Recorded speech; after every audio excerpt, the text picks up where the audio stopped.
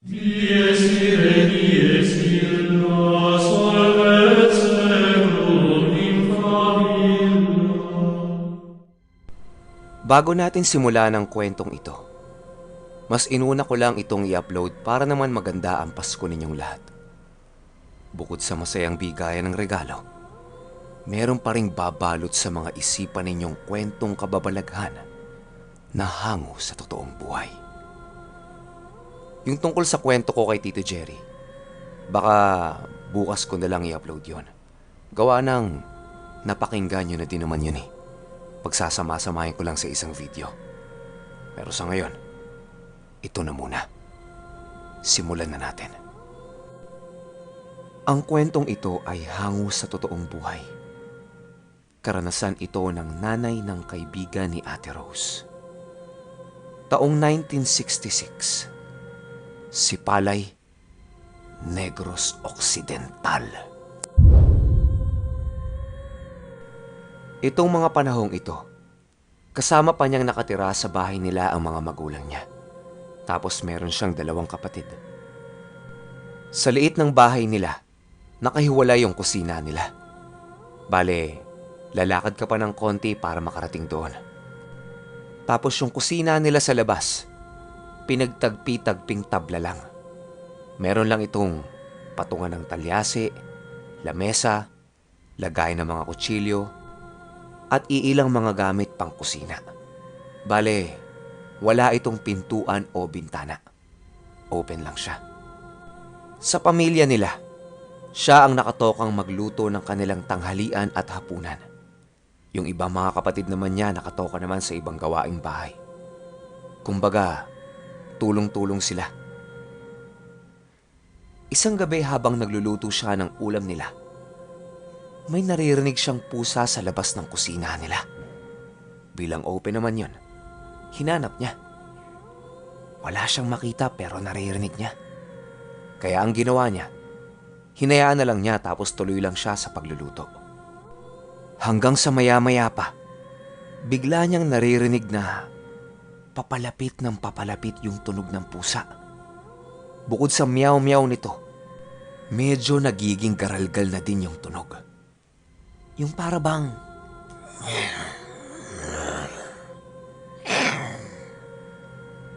sa takot niya, tinabi niya sa kanya yung kutsilyong pinanghiwa niya ng kalamansi. Mabuti na lang at ginawa niya yon. Dahil yung pusang naririnig niya kanina lang, bigla na lang tumalon sa mismong harapan niya. Pumatong ito sa takip ng talyasing pinaglulutuan niya. At yung pusang yun, sobrang laki. Maihahalin tulad ito sa isang aso. At ang pinagtataka niya, hindi ito napapasok. Nakatitig lang sa kanya. At bubuelo itong dadambahin siya. Sa sobrang taranta niya at takot, naihagis niya yung kutsilyo doon sa pusa. Tinamaan ito sa hita at bumaon yung kutsilyo. Bigla niyang narinig yung pagtapos nun ay tumakbo ito papunta sa likod ng kusina nila. Dinampot niya yung isa pang kutsilyo tapos hinabol niya ito. Pero pagtalo nito sa sagingan, bigla na lang nawala.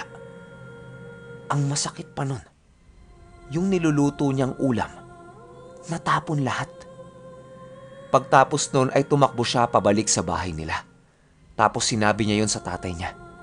Pinakita niya din yung pinangyarihan ng insidente. Tapos sinabi niyang wala na yung isang kutsilyo nila. Kasi nakita niyang tumusok yon sa hita ng pusa. Ang ginawa nitong mag-anak, inikot yung sagingan at nagbakasakaling andun yung bangkay ng pusa. Kung sakaling napatay niya ito. Pero wala. Ang tanging nakita niya lang doon ay yung kutsilyo. Nung nakita ito ng tatay niya, ang unang-unang ginawa niya, binabad sa apoy yung kutsilyo. Dahil sabi-sabi noon, na kapag meron kang gamit na nakapagpasugat sa isang aswang at meron itong bakas kahit konti ng dugo nila, sunugin mo agad. Bakit? Dahil habang buhay nang hindi gagaling ang sugat na yon, dadalhin yon ng isang aswang hanggang sa sila ay mamatay. Balik tayo sa kwento. Hindi pa man din kumpirmado na isang aswang nga yung malaking pusang yon. Ang sabi ng tatay nila, mabuti nang nakakasiguro. Lahat sila sa pamilya nila ay takang-taka kung bakit merong aswang sa lugar nila.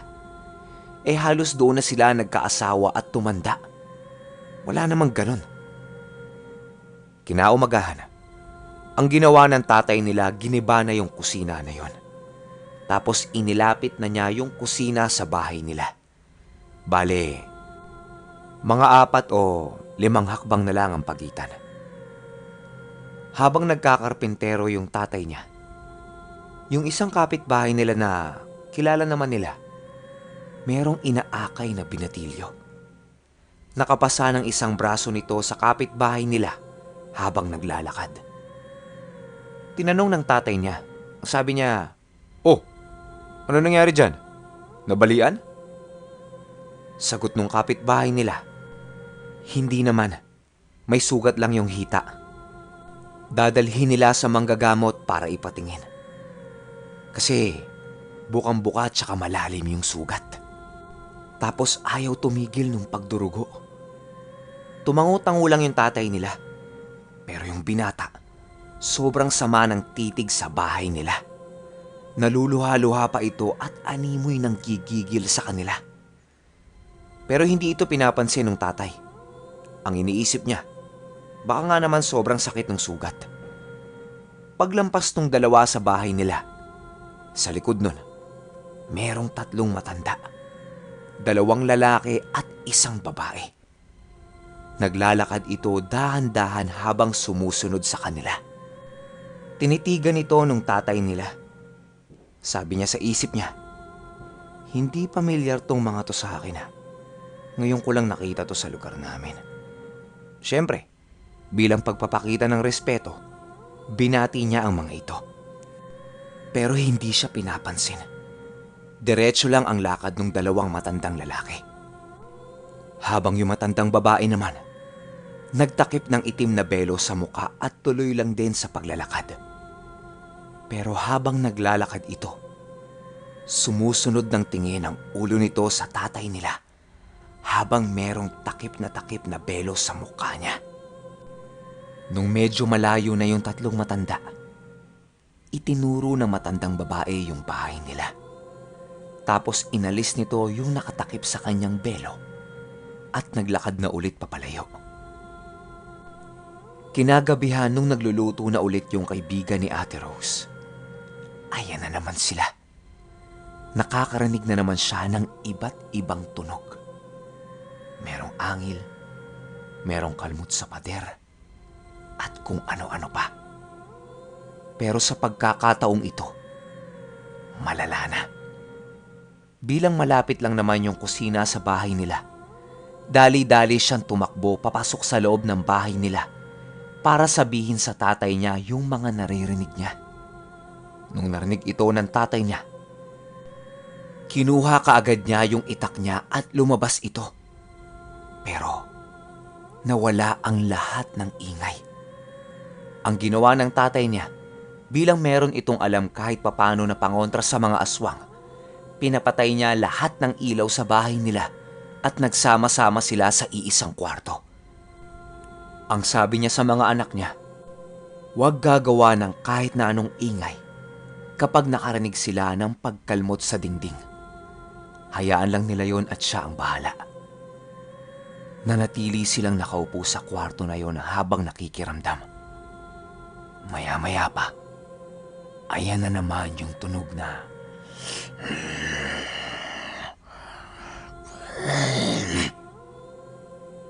paulit-ulit yang umiikot sa buong bahay nila. Bilang maliit naman itong bahay nila, alam kaagad nila kung nasaan yung tunog. Merong maliit na butas yung kwarto kung nasaan sila. Kaya ang naisip gawin ng tatay nila, dahan-dahan siyang sisilip sa butas na yon para makita niya kung nasaan ang mga ito. Pero pagsilip na pagsilip niya sa butas, meron din palang nakasilip doon. Yung mata niya at mata ng aswang ay nagtama sa butas. Nanlaki ang mata ng aswang at narinig nilang nagwawala ito sa labas ng bahay nila. Lahat ng puno doon ay pinagtutumba na. Nagbubungkal na din ito ng lupa nang sa ganon. Doon sila dadaan sa ilalim para makapasok sa bahay. Yung mga anak niya at asawa niya ay nag-iiyakan na. Ang sabi niya tumahan lang. Meron lang siyang hinihintay. Narinig na naman nila na merong kumakalmot sa gilid ng bahay nila. Yung tatay nila nakaabang. Naghihintay ng tamang pagkakataon kung kailan niya isasaksak yung hawak-hawak niyang itak. Tuloy pa rin ang ingay sa labas ng bahay nila. Nung narinig niyang kumalmot ito sa malambot na bahagi ng bahay nila, doon niya itinarak ang kanyang itak. Pagtarak na pagtarak niya nun, nakarinig sila ng sigaw. Hindi maihahalin tulad ang sigaw na yon sa sigaw ng isang tao dahil parang merong nakasanib na demonyo sa tunog na yon. Para bang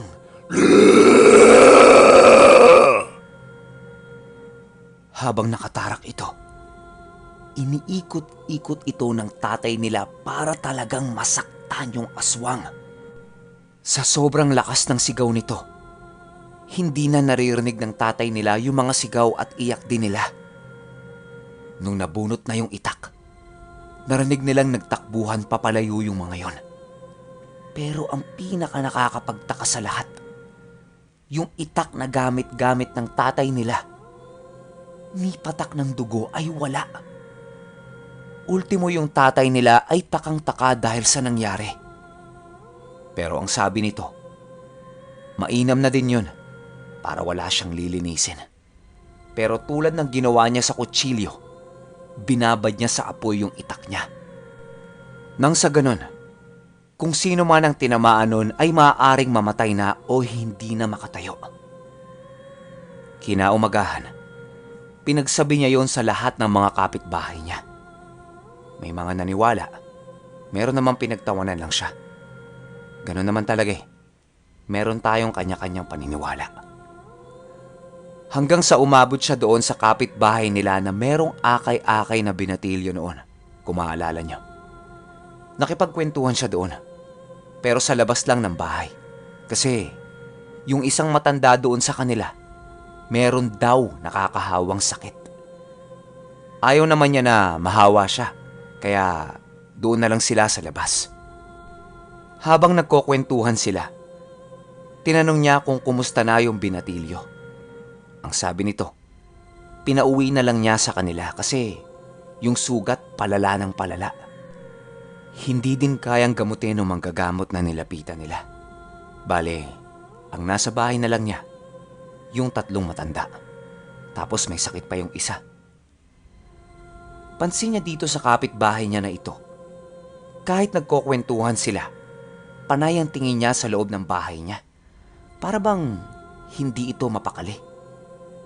Nung nakita niyang meron itong sinisilip-silip, napasilip din siya.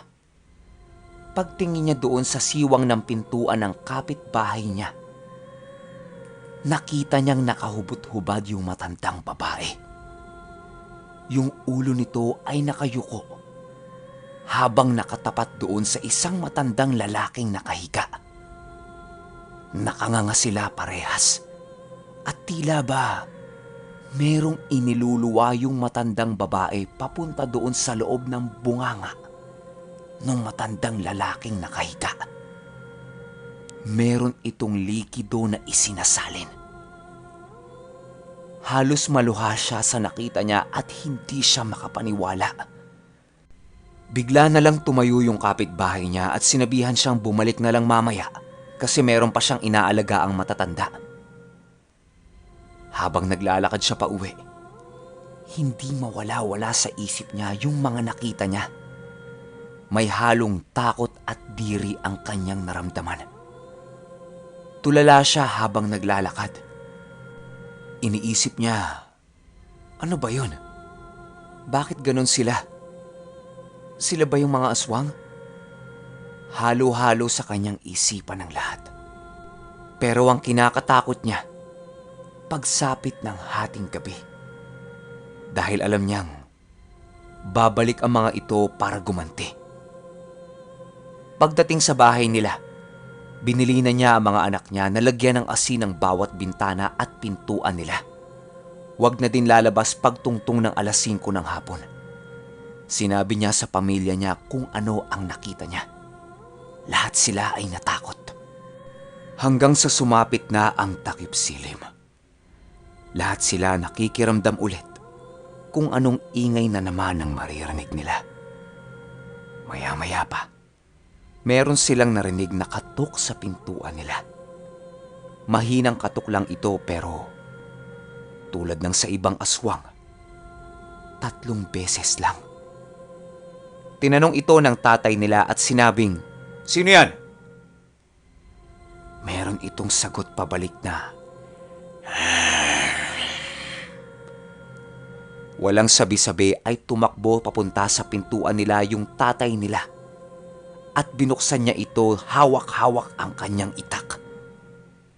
Pero pagbukas niya ng pintuan, walang tao. Pero merong malaking pusa di kalayuan sa pintuan ng bahay nila.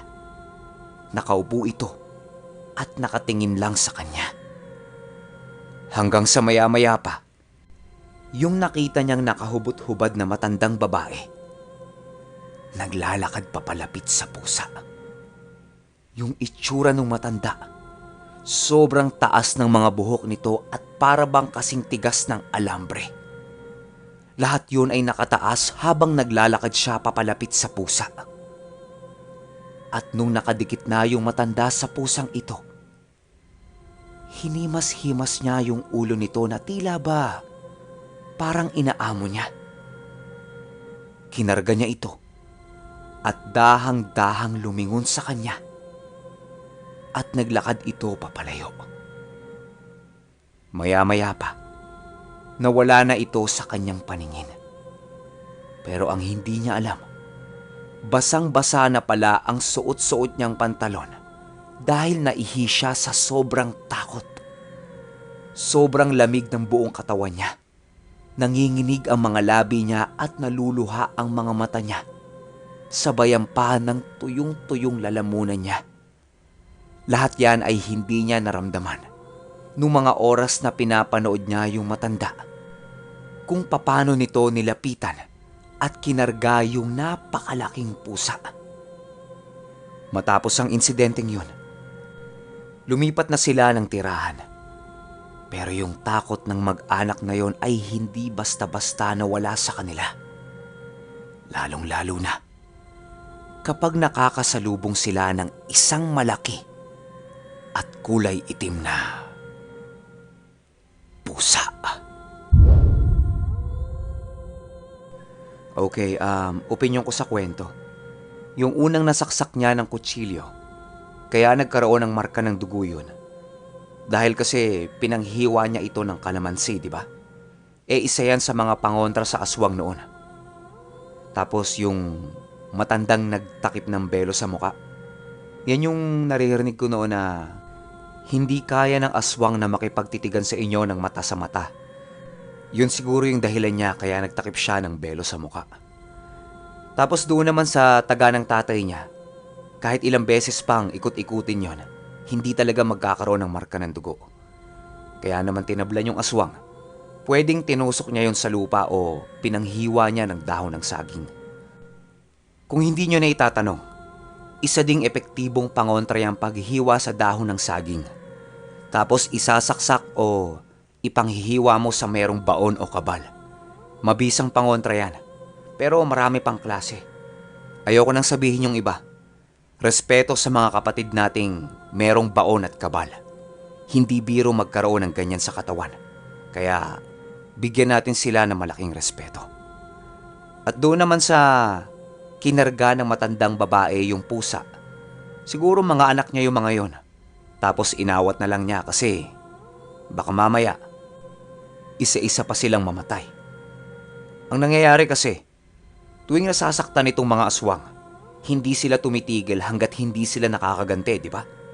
Kung pakikinggan nyo yung kwento ni Mamang, Halos karamihan sa mga aswang na yan, gigil na makaganti.